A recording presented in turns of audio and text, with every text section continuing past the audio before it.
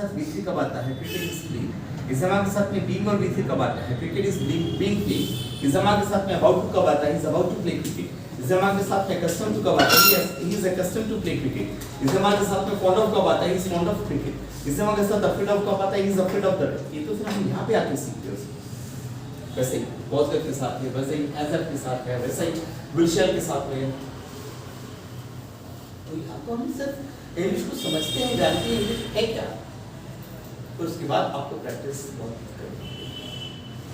कल के सेंटेंसेस थोड़े से डाउन लेवल पे चल रहे हैं, जैसे हमारी चाहत, जैसा हमारा एक्सपेक्टेशन था उस लेवल पे वो नहीं आ पा रहे थे, क्योंकि अगर हम कुछ सीख रहे हैं और उसके बाद अगर वो चीज उभर के आ रही है तो आपसे अनफोर्स्ड एरर नहीं होना चाहिए। अनफोर्स्ड एरर मतलब जो गलती होनी बस वो गलती हो तो अच्छी बात, लेकिन जो नहीं होनी तो फिर नहीं होनी चाहिए, जिसको अगर हम पहले डिस्कस कर चुके हैं फिर वो आपसे नहीं। ऐसी हमारी चाहत रहेगी हमेशा। हम 14 WH के बारे में बात कर चुके हैं। कौन आकर सासेसी आकर संज्ञा विच प्रश्न, कौन सा आकर कौन आकर सासेसी आकर संज्ञा का मे पर वगैरह तो प्रीपोजिशन प्लस विच प्रश्न, कौन सी टेबल पर, ऑन विच टेबल, कितना कितने कितने आकर गणनीय संज्ञा का प्लस मैनिफेस्ट प्लूरल नाउन, कितने लड़के हों, कितना कितने कितने आकर अगणनीय संज्ञा का प्लस मच प्लस नाउन, कितना पानी, हाउ मच वाटर, कहां से, फ्रॉम वेयर, कब से, फ्रॉम व्हेन, कितना कितने कितने आकर विशेषण का प्लस एडजेक्टिव, कितना सुंदर, हाउ ब्यूटीफुल।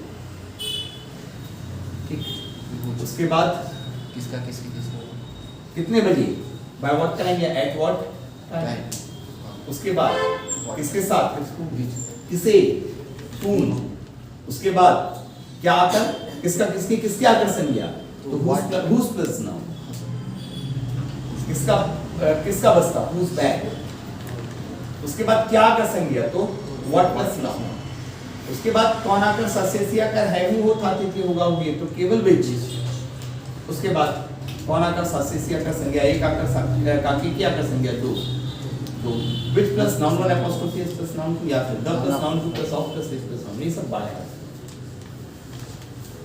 यहाँ पे आपकी थोड़ा सा ये उलझ जाता है ये ठीक है। और हम यहाँ पर जो बात कर रहे हैं वो हम इंग्लिश का एक एक वर्ड सीखने की बात कर रहे हैं इंग्लिश। हम किसी भी वर्ड की चाहत नहीं रख रहे हैं कि वो आपके पास अपने आप ही आता है, वो वातावरण से आता है, फिर वो कहाँ से आता है वो हमको नहीं मालूम, लेकिन जब हम सीखते हैं तो कहाँ से हमको उसका ओरिजिन भी मालूम है, कहाँ से ओरिजिनेट हो रहा है, कैसे उभर कर रहा है, और वो हमारे विश्वास को ज्यादा बढ़ता है ना। इंग्लिश मीडियम के बच्चे कई बार बहुत सारे सेंटेंसेस सही बोल जाते हैं लेकिन कॉन्फिडेंट नहीं, लेकिन अगर उनको विश्वास हो जाए कि जो सेंटेंस वो बोल रहे हैं वो 100% सही है तो हर बार कॉन्फिडेंट। स्टेट पे आके बोलना है, 10 सेंटेंस बोलना है, वही बच्चा बोल पाएगा जिसको अपने 10 सेंटेंस के ऊपर पूरा कमांड है, विश्वास कि मेरे ये 10 सेंटेंस में से एक भी सेंटेंस गलत नहीं है और ये 10 सेंटेंस का एक भी वर्ड गलत नहीं है। एक एक वर्ड पर अगर उसको कॉन्फिडेंस है तो फिर बोलने में डर बिल्कुल। और हम यहाँ एक एक वर्ड पर कॉन्फिडेंस की बात आ जाते हैं। और तीसरा प्रश्न है हमारा बिना करता जो कौन से शुरू होता है, टू बी के वर्ब में और एक्टिव वर्ड्स, किसने से शुरू होता है, अभी, पास्ट इंडेफिनिट की दूसरी और तीसरी पहचान में अभी मतलब आगे और मिलेगा, ये अभी तक की बात है। किसके पास से शुरू होता है, टू हैव की वर्ब, फिर आता है कर्म, फिर आती है क्रिया, हैविंग हो, हाथी, होगा होगी होगी टाइम। इंग्लिश में शुरू होता है हु से, इंग्लिश में शुरू होता है हु से, हु के बाद हेल्पिंग वर्ब, उसके बाद मेन वर्ब, उसके बाद ऑब्जेक्ट। हेल्पिंग वर्ब्स हमारे पास मैक्सिमम 3 हो सकते हैं और यहाँ पर हमारे पास 2 डज हेल्पिंग वर्ब काम नहीं करते। इतनी बातें हमको ध्यान में रखनी है। उसके बाद हमारे पास नॉट टेंस का हम हिस्ट्री है, वो मुख्य क्रिया नहीं करता, मुख्य नहीं तो ऐसा सेंटेंस में खाती थी मुख्य क्रिया नहीं करता कुछ या कहीं तो वॉज द सेंटेंस में होगा होगी होंगे मुख्य क्रिया नहीं करता कुछ या कहीं तो will be shall be sentence में है हूँ मुख्य क्रिया नहीं करता के पास कुछ तो हैज सेंटेंस में आएगा खाती थी मुख्य क्रिया नहीं करता के पास कुछ तो हैड सेंटेंस में आएगा होगा होगी होंगे मुख्य क्रिया नहीं करता के पास कुछ तो हैड सेंटेंस में आएगा खाती थी अगर है हूँ तो वी1 या डूडस के साथ वी1 सेंटेंस में आएगा खाती थी के बाद खाते थी आई के बाद खाती थी आई तो डिड के साथ वी1 सेंटेंस में आएगा या वी2 के सेंटेंस में आएगा फिर हमें आगे के विल शैल सेंटेंस में आएगा इतनी बातों को आपको रखना पड़ेगा। अब 10 क्वेश्चन के ऊपर कल तक हमारे हो गए थे कितने 4 कितने 4 फिर 4 अपने डिस्कस तक हमने 4 डिस्कस कर लिए थे जो नहीं आए थे ग्रुप पर डाल दिया था आप उनको नोट कर लीजिएगा ठीक है। और वो 4 सेंटेंस में हमने क्या सीखा ठीक है। पहला हमने सीखा कि जब हमारे क्वेश्चन में नॉट आ जाएगा तो हम अपने हिसाब से ही बनाएंगे जैसा अभी तक हमने डिस्कस किया है बस सब्जेक्ट के बाद हम नॉट का यूज कर लेंगे या हेल्पिंग वर्ब और नॉट को कंबाइन करके कॉन्ट्रास्टेड फॉर्म में सब्जेक्ट के पहले हम यूज क्या वह बाजार नहीं जाता ताका है प्रेजेंट या फिर do does he not go to market या यहाँ का नॉट और डज यहाँ पर मिलकर कॉन्ट्रास्टेड फॉर्म में है it doesn't he go to market.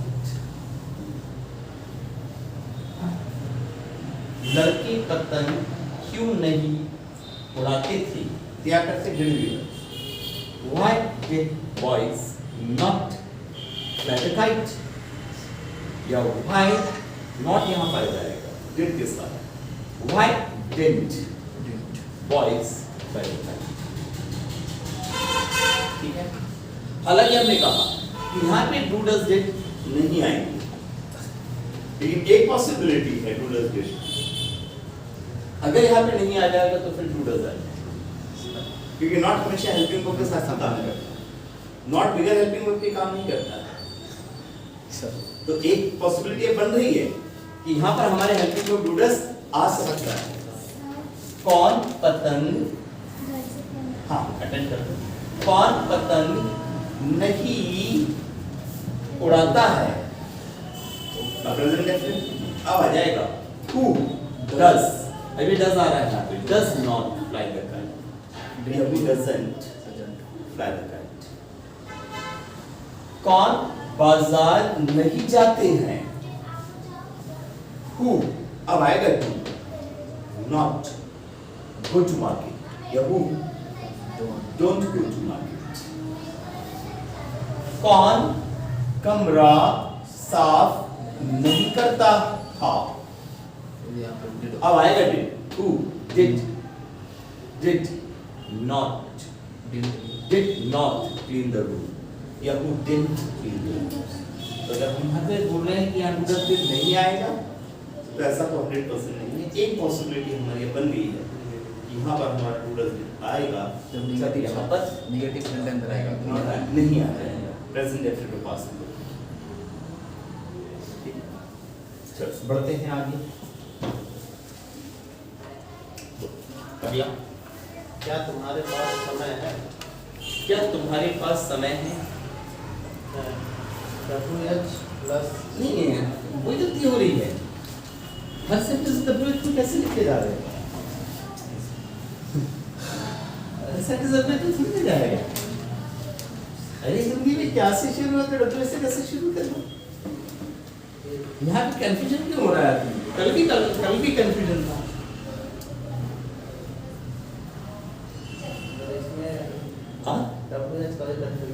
नहीं तो क्यों हो रहा है ना अरे भाई अब आप इस चीज को समझ लो कि भाई WH से आपका सेंटेंस तब शुरू होगा जब हिंदी के प्रश्न के बीच में क्या क्यों कब इस चीज को समझ लो कि अगर क्या से शुरू है तो फिर वो तो आप WH को तो बोल ही नहीं सकते ना किसी भी तो इंग्लिश क्या बनाई फिर इंग्लिश बनाया सर डू यू हैव बहुत बाहर हो गया वो ज्यादा बाहर हो गया ज्यादा बाहर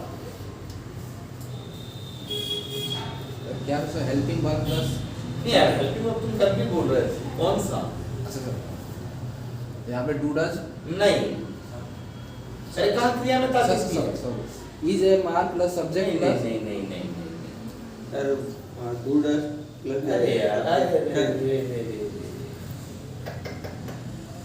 sir has have plus subject. हाँ तुम बोलो। सर बोलो ना हाँ। हैज हैव प्लस अरे सब्जेक्ट। बोलो ना, पूरा बाकी बोलो, पूरा have you a time? Have you और बताओ। मजा नहीं आया। चलो समझो बात। Do you have the time sir? I have made a अरे यार, जो हम बोल रहे हैं उसके हिसाब से चलो ना यार।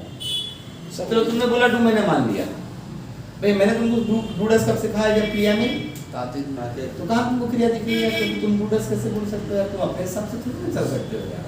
कल भी वही बात हो चुकी है। ठीक है, यहाँ से वहाँ तक फिर साफ निकल गया हमारा यार, एक छोटे से सेंटेंस पे आगे बदल ही नहीं पाई। जबकि मैं बोला था रिवाइज करके आना उसको यार। अच्छा नहीं रहा ये, मतलब ये भाई ठीक है, आप सब बड़े ईमानदारी से आ रहे हैं, बड़े आप लगन से समझ रहे हैं, सीख रहे हैं, लेकिन आप फिर अपने हिसाब से चल रहे हैं। मतलब या तो आप अपनी अंग्रेजी को अलग ही नहीं कर पा रहे, यहाँ पर आपको खाली होकर मेरी बातों को सुनना पड़ेगा, तभी आप उसको पकड़ पाओगे जड़ को, नहीं तो नहीं पकड़ पाओगे जड़ को। आप फिर वही बैठते रहोगे। वो ठीक, वो कहते हैं ना कि अनवरी गागर छलकत जाए, रेजोनेंस वर्क करता है ना, ये रेजोनेंस को समझ जाएंगे। हाँ, जब सर पे ठीक है पॉट में जब पानी भर के महिला कुएं से ले जाती थी तो पूरे मुंह तक भर लेती थी। मुंह तक भरेगी तो बाहर नहीं फिर गिरेगा पानी, लेकिन अगर उसको थोड़ा सा खाली रख ले तो फिर उसमें रेजोनेंस बनता है। सर इसका एक बार हैज है plus subject plus V1 plus object. अब V1 कहाँ से आएगा यार? सर इसमें क्रिया नहीं है। चलो अब बोर्ड को समझो, मजा नहीं आया। ठीक है, तुम्हारा भी ठीक है, लेकिन एक जगह तुम्हारा भी मिस्टेक हो गया जो कि होना नहीं चाहिए था। चलो अब बोर्ड पे ध्यान दो सब। क्या तुम्हारे पास समय आपका मिस्टेक? अरे भी क्या से शुरू है? तुमको हेल्पिंग से शुरू करना। तुम WH बोल रहे हो। चलो ये तो एक हमको गाइडलाइन मिली एक हल्की सी दिशा में है क्या? प्रश्न समय क्रिया नहीं, बिना क्रिया का वाक्य तो मेन वर्ब खत्म नहीं आएगा। तो तुम्हारा V1 बोलना गलत है। अब तुम करो। है मुख्य क्रिया नहीं है, ठीक है, तो फिर आपका दोनों का डूडस बोलना गलत हो गया। डूडस तो कंडीशन में नहीं आ रहा। अब है मुख्य क्रिया नहीं और पांच शब्द है, क्योंकि यहाँ या तो दो बातें हैं, या तो इज हमार या तो हैज है। अगर क्रिया है वो है हूँ हो है आखिरी में, क्रिया नहीं है तो यहाँ दो ही बातें हैं, दो ग्रुप काम करेंगे, या तो इज हमार या तो हैज है। कर्ता की कुछ या कहीं होने की बात होती तो इज हमार आ जाता, पांच शब्द में यहाँ पे हैज है। तो हमारा जो स्ट्रक्चर होगा वो होगा has oblique have plus subject plus object question. ये हमारा ऑर्डर होगा। अभी लिखना मत, कुछ भी ना लिखना, मेरी बात को खुद हो जाएगा। हैजर को मन से नहीं लेंगे, हैजर को सब्जेक्ट तय करेगा, सब्जेक्ट को कर्ता तय करेगा, और कर्ता मिलेगा कौन? नहीं भाई, पांच शब्द के पहले कब ध्यान करोगे अब इन चीजों? कितनी बार बोलना पड़ेगा कि टू हैव के वर्ब में है तो पांच शब्द के पहले मिलेगा, टू बी में और एक्टिव वॉइस में है तो कौन प्रश्न करके मिलेगा। ये पास लिखने का मतलब क्या है? पास लिखने का मतलब तो वो है, ये तो हम तो सीधे कौन से शुरू करते हैं ना, हर हमने टू बी टू हैव बोल दिया, यहाँ पे हमने टू बी और एक्टिव वॉइस बोल दिया, तो कौन प्रश्न करके करता मिलता है, तो वो दोनों का यहाँ पे आपको कंडीशन मिल जाएगा। लेकिन पांच शब्द तो फिर पांच शब्द के पहले करता है।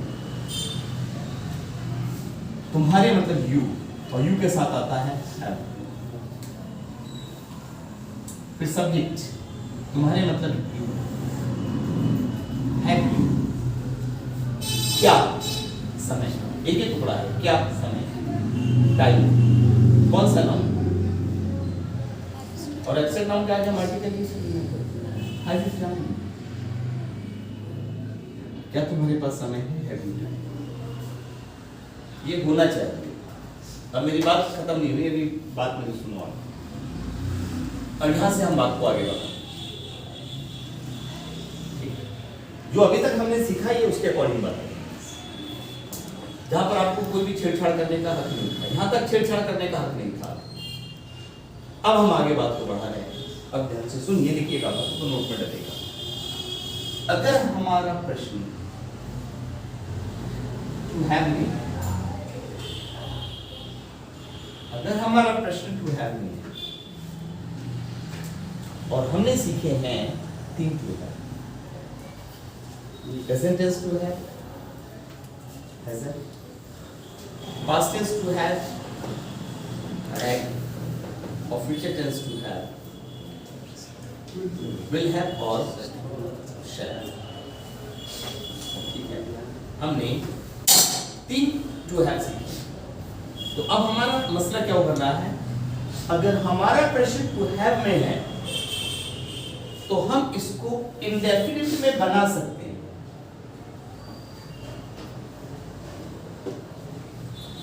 हम इसे इंडेफिनिट में बना सकते हैं, चॉइस हमको मिल रहा तो मैच करेगा। इंडेफिनिट 3 है, प्रेजेंट इंडेफिनिट V1 डूडस के साथ V1, पास्ट इंडेफिनिट V2 या डिड के साथ V1, future indefinite will share के साथ, तो मैच करेगा। अगर प्रश्न हैज हैव में है तो वो डूडस V1 से भी बन सकता है, अगर प्रश्न हैड में है तो वो डिड V1 से भी बन सकता है, और अगर प्रश्न विल हैव शैल हैव में है तो वो विल शैल V1 से भी बन सकता है। अगर प्रश्न टू हैव में है तो उसे हम इंडेफिनिट टेंस में भी बना सकते हैं। इस स्थिति में अगर आप टू हैव वाले को इंडेफिनिट में बना रहे हो तो इस स्थिति में हम have को V1 के रूप में यूज करते हैं। हम एक शब्द पे काम के लिए नहीं रोक सकते। वेल कुआं भी होगा, वेल अच्छा भी होगा, नील नाखून भी होगा, नील कीला भी होगा। यहाँ पे जो हमने हैव यूज किया है ये helping verb,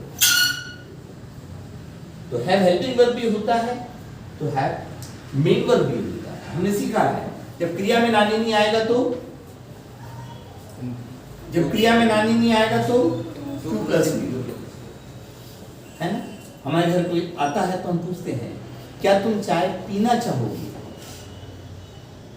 Would you like to drink tea? पीना, to drink। क्या तुम चाय लेना चाहोगे? Would you like to take tea? To take। और वैसे हम बोलते हैं Would you like to have tea? क्या तुम चाय लेना चाहोगे?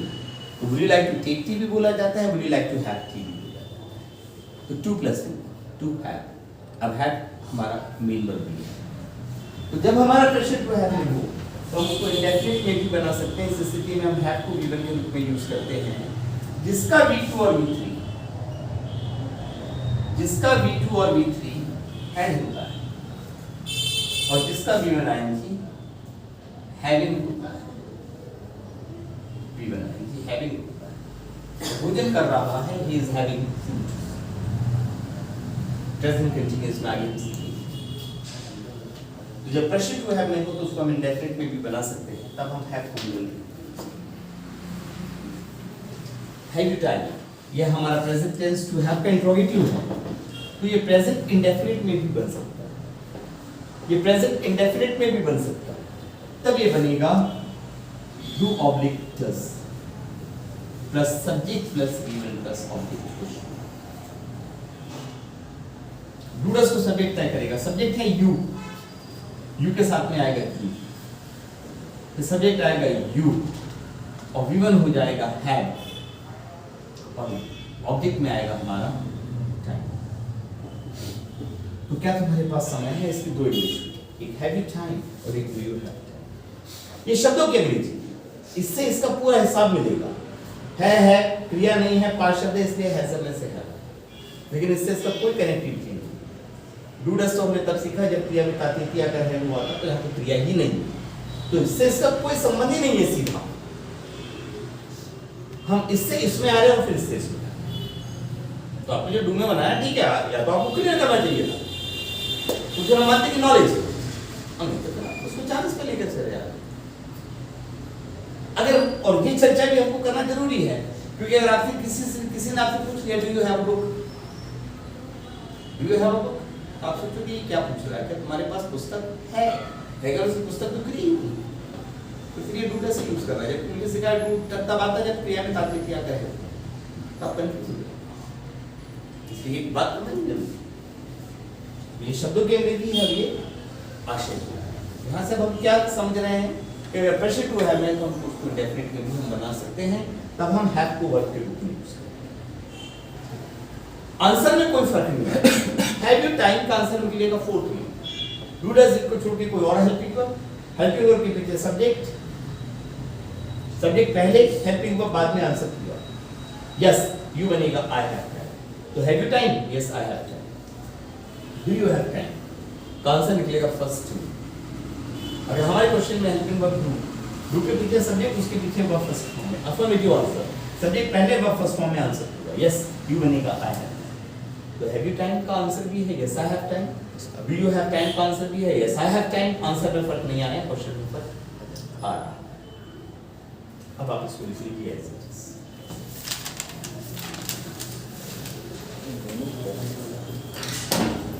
वाला ना लिखना, वो ना लिखना, बस इसको लिख लो आप ऐसे।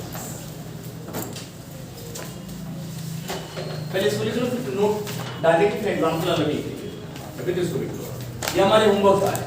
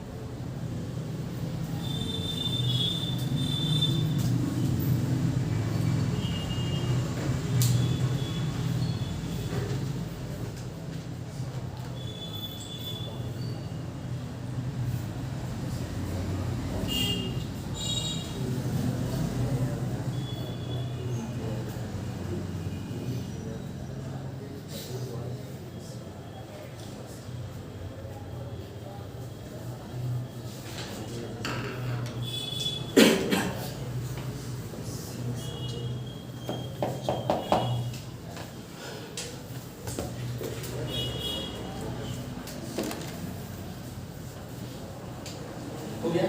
इधर चलो नोट लिखो आप, नोट लिखो।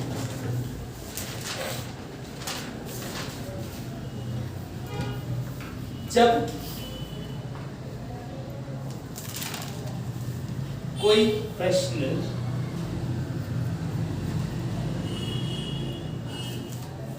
टू हैव लिमिटेड कॉमन लिखकर अंडरलाइन कर दो। जब कोई प्रश्न टू हैव में हो, टू हैव में हो, तो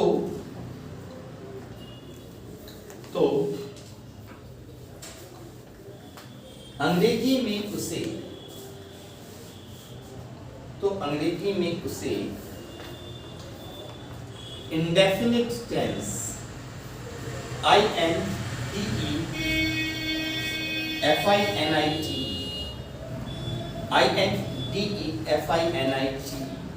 तो अंग्रेजी में से इंडेफिनिट टेंस में भी बनाया जा सकता है। अंग्रेजी में से इंडेफिनिट टेंस में भी बनाया जा सकता है। इस स्थिति में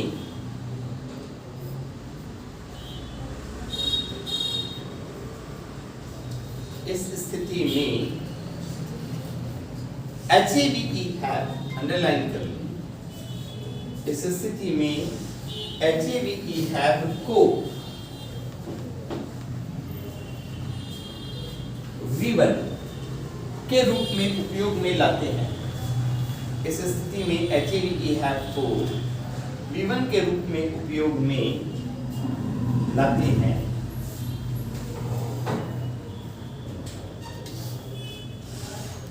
जिसका V2 तथा V3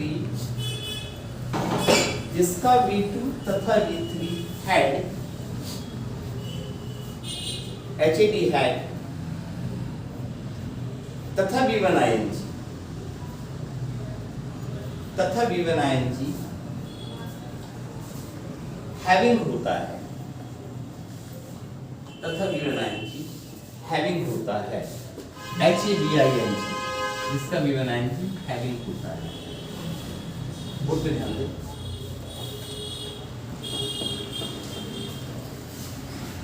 अगर मान लो हमारे हिंदी का प्रश्न हो जाए, उनके पास दौलत कब थी, कब बीच में, मतलब डब्ल्यू से शुरू, ठीक है, शब्द का क्रिया नहीं, मीन वर्ब नहीं है। अब हेल्पिंग थी है, मुख्य क्रिया नहीं है, तो हेल्पिंग वर्ब भी दो ही ग्रुप है, या तो इजमा या तो बॉस या तो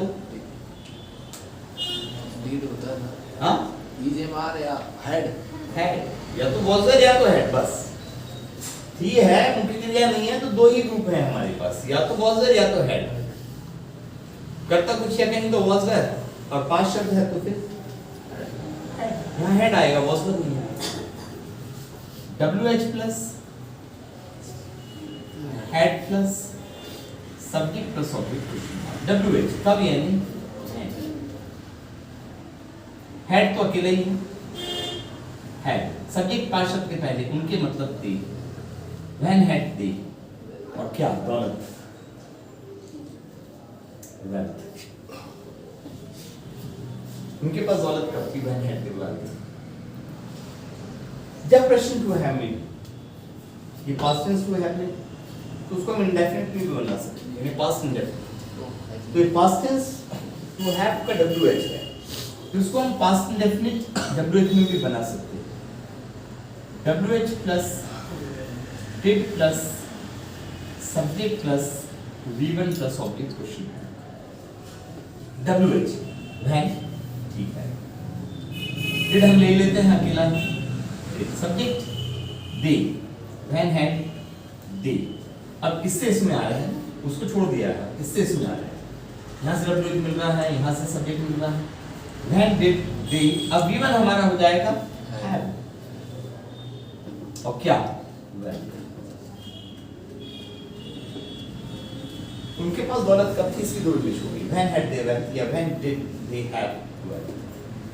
ये शब्दों की अंग्रेजी है, यह आशय के लिए, इससे इसका कोई सरोकार नहीं मिलेगा, कोई तालमेल नहीं मिलेगा।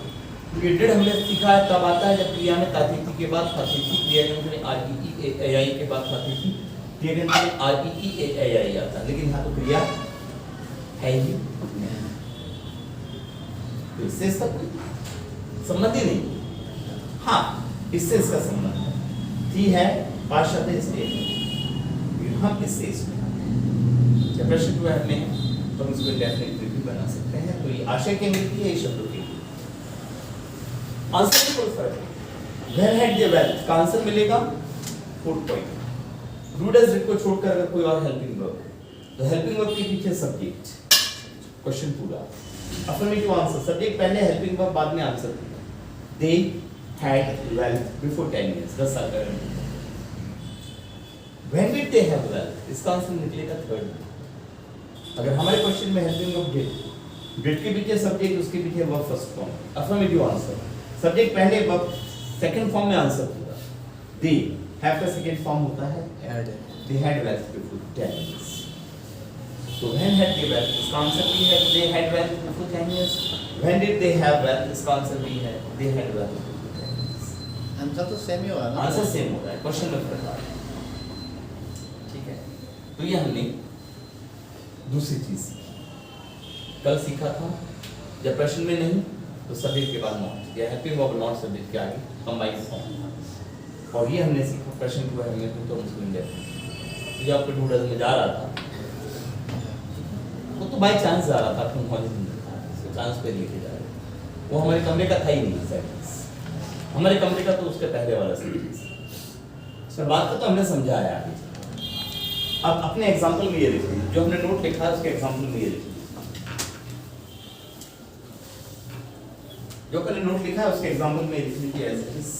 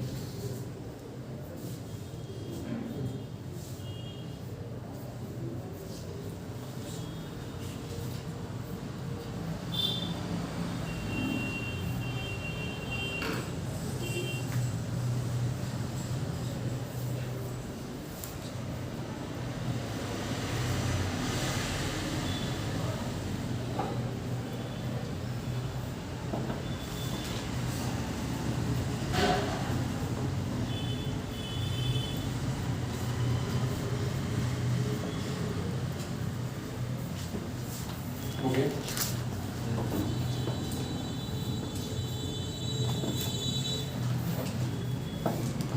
और जो डिस्कस कर रहे हैं उसको घर पे जाके सिंपल सेंटेंस बनाएं। आप केवल एक नोट लिख लो, एक एग्जांपल लिखने से तो ये नहीं आएगा।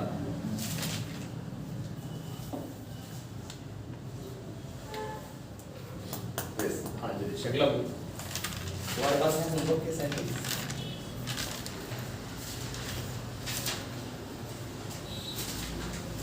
वहाँ कौन हाँ बोलो कौन की फॉर्मूला बोलो। WH plus is MR plus subject plus P1 ये क्या है? क्रिया तो नहीं। इंग्लिश क्या बनाएगी?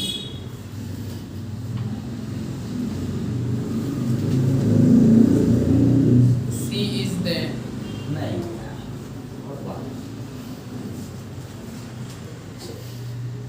बोर्ड पे ध्यान दो। वह कौन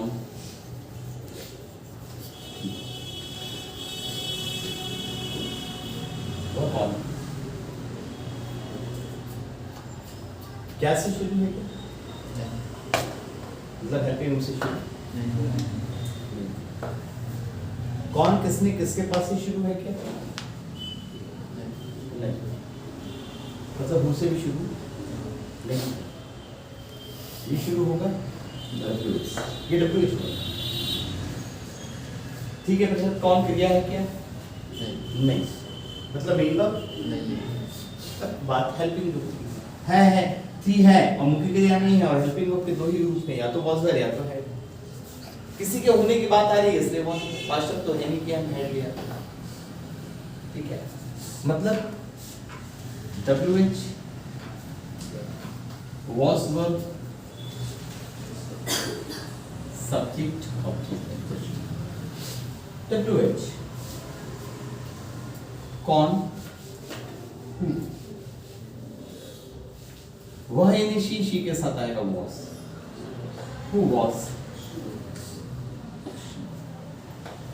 वो कौन थी who was she।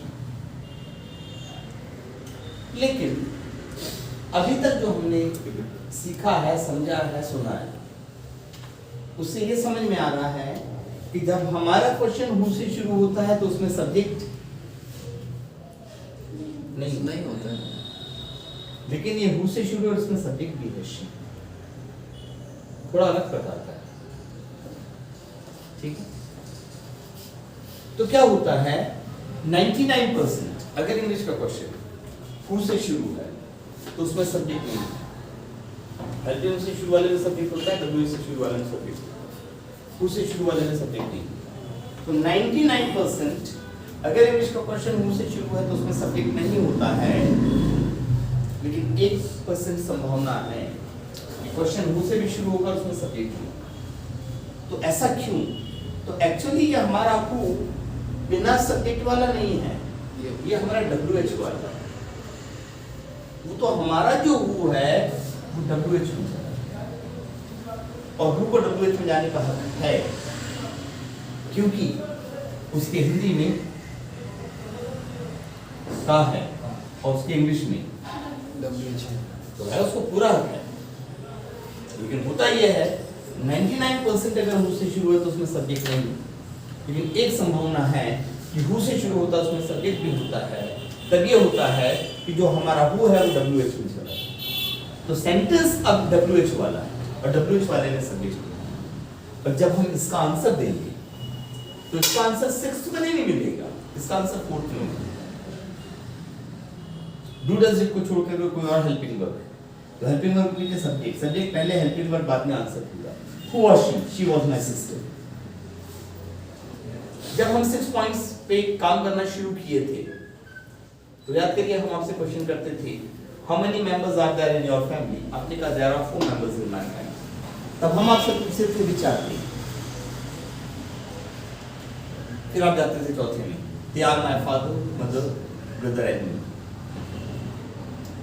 मान लो अगर कोई अंग्रेजी जानने वाला व्यक्ति खड़ा है और वो मेरे दोनों क्वेश्चन सुन रहा है और आपके दोनों आंसर सुन रहा है। मैंने क्वेश्चन किया how many members are there in your family, आपने बोला there are 4 members in my family.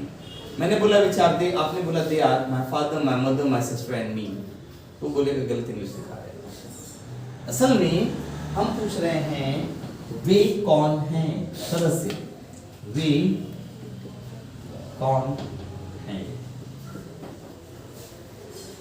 क्या से शुरू नहीं है, हेल्पिंग से शुरू नहीं। कौन किसने किसके पास से शुरू नहीं है, तो हु से शुरू नहीं, ये तो कर्ता से शुरू, इसे W से शुरू है। कि सब कौन क्रिया नहीं बिना क्रिया का वाक्य, तो मीन वर्ब नहीं। अब हेल्पिंग वर्ब है मुख्य क्रिया नहीं है और हेल्पिंग वर्ब की बात है, या तो इस्तेमाल या तो है सर। क्योंकि किसी के होने की बात आ रही है इसलिए इस्तेमाल। तो इसका स्ट्रक्चर जो होगा वो होगा WH plus is object M oblique R plus subject plus object question. WH कौन बनता है,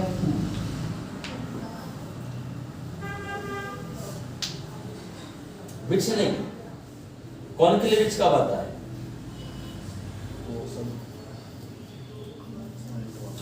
यहाँ कौन के लिए विच नहीं आएगा, यहाँ कौन के लिए हुआ आएगा। सर सा से सी। हाँ, कौन के बाद जब सा से सी आता है तब बड़ा स्पष्ट लिखा है। कौन आकर सा से सी आकर है वो उठा देती होगा तब।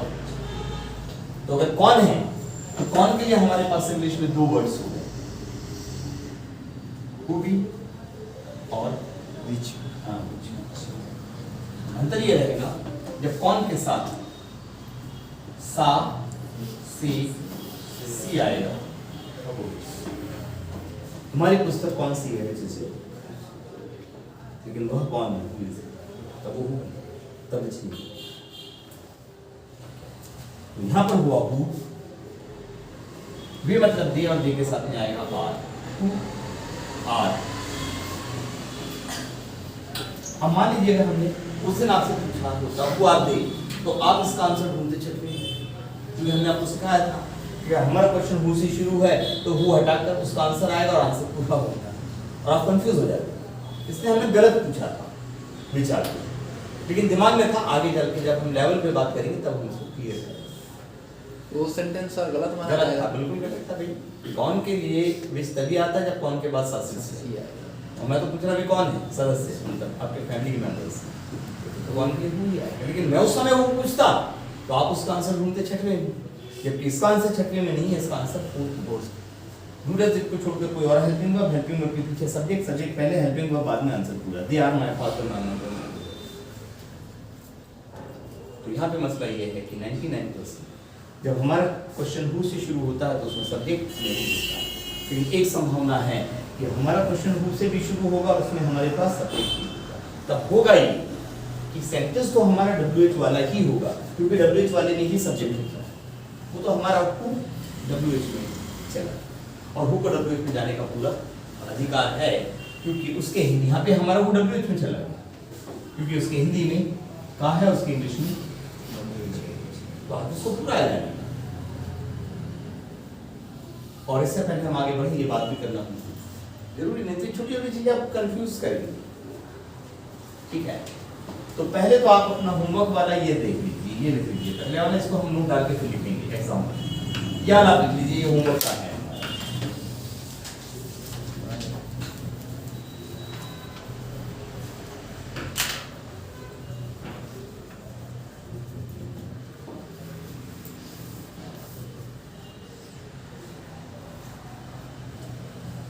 ये नीचे वाला नहीं, ऊपर वाला।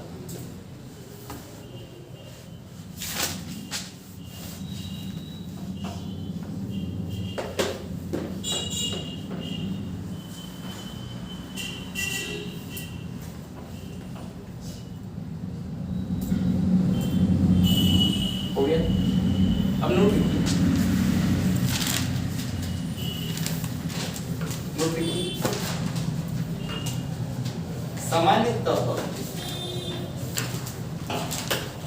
सामान्यतः जब अंग्रेजी का प्रश्न हु, WHO अंडरलाइन कर लीजिए, सामान्यतः जब अंग्रेजी का प्रश्न हु से शुरू होता है, हु से शुरू होता है, तो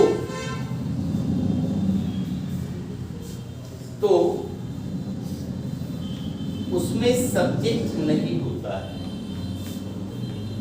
तो उसमें सब्जेक्ट नहीं होता है, तो उसमें सब्जेक्ट नहीं होता है। किंतु कभी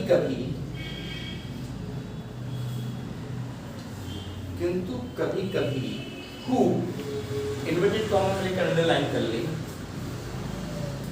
किंतु कभी कभी हु WH वाले वाक्य में चला जाता है, किंतु कभी कभी हु WH वाले वाक्य में चला जाता है।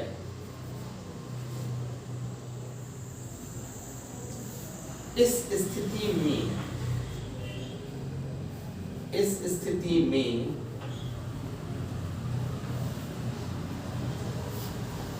अंग्रेजी का प्रश्न हु अंडरलाइन कर ले, अंग्रेजी का प्रश्न हु से शुरू होता है, हु से शुरू होता है, और इसमें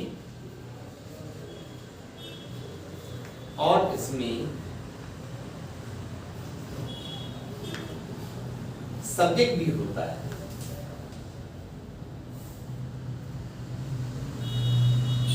और इसमें सब्जेक्ट भी होता है। इसका आंसर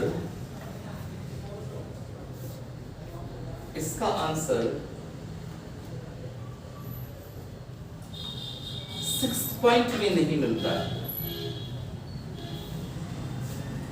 इसका आंसर 6 पॉइंट में नहीं मिलता है।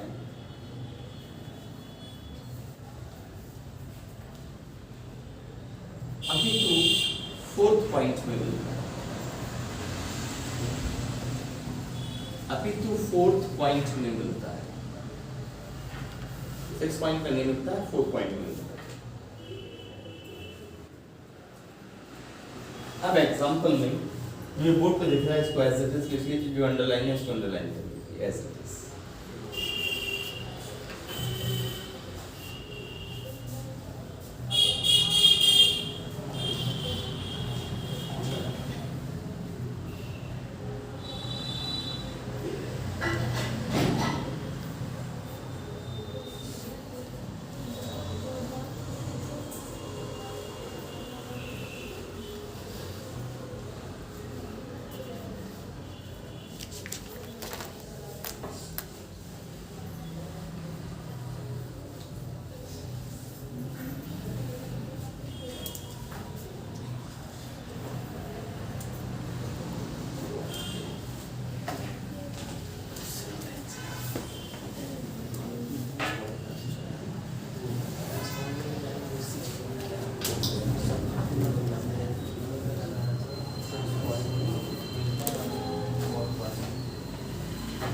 ठीक है, तो आज दो बातें हमने सीखी।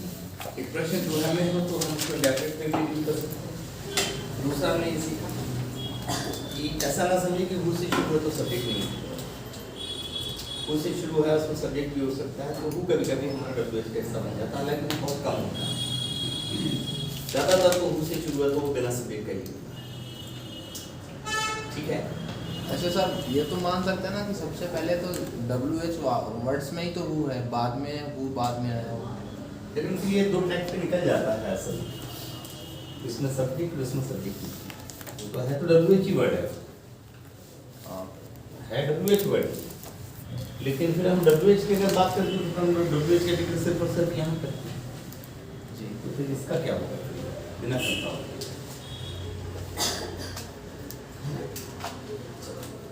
अभी और भी सेंटेंस है, कल एक चीज और इसमें हम नहीं डिस्कस करें। ठीक, ओके।